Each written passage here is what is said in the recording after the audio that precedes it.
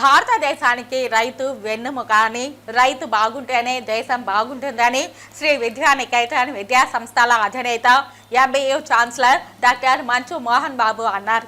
MBU యూనివర్సిటీలో ముందస్తుగా నిర్వహించిన సంక్రాంతి సంబరాల్లో ఆయన పాల్గొన్నారు.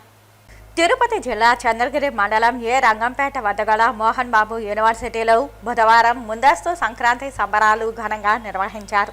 ఈ కార్యక్రమానికి ముఖ్య అతిథిగా ఎంబీయూ ఛాన్సలర్ మంచు మోహన్ బాబు హాజరయ్యారు. యూనివర్సిటీలో ముగ్గుల పోటీలు, ఆటల పోటీలతో సందడి నెలకొంది. ఈ సందర్భంగా మోహన్ బాబు మాట్లాడారు. అందరికీ సంక్రాంతి శుభాకాంక్షలు తెలియజేశారు. నిన్న జరిగింది మర్చిపోను, నేడు జరగాల్సింది వాయిదా వేయను, రేపటి గురించి ఆలోచించను అని చెప్పారు. రేపు ఇంతకన్నా మంచి పని ఏం చేయాలని మాత్రమే ఆలోచిస్తానని తెలిపారు.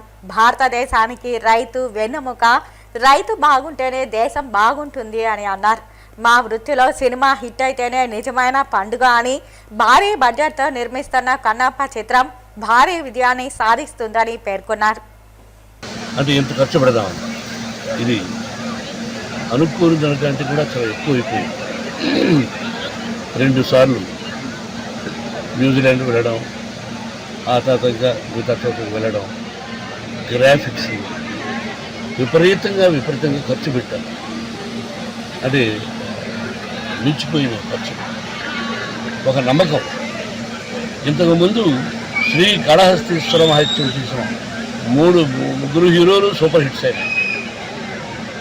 పరమేశ్వరుడు ఇప్పుడు మోసం చేయదు. నేను ఆయన వరాన పుట్టిన వాడిని, నా పేరు భక్తవత్సలం.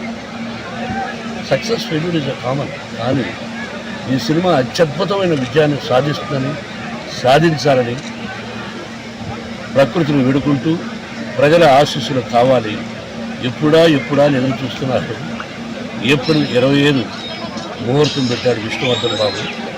భగవంతుని ఆశీస్సులతో కన్నప్ప గొప్ప విజయాన్ని సాధిస్తుందని, ప్రజల ఆశీస్సులు కావాలని, అభిమానుల ఆశీస్సులు కావాలని మనసా వాచా కోరుకుంటాను.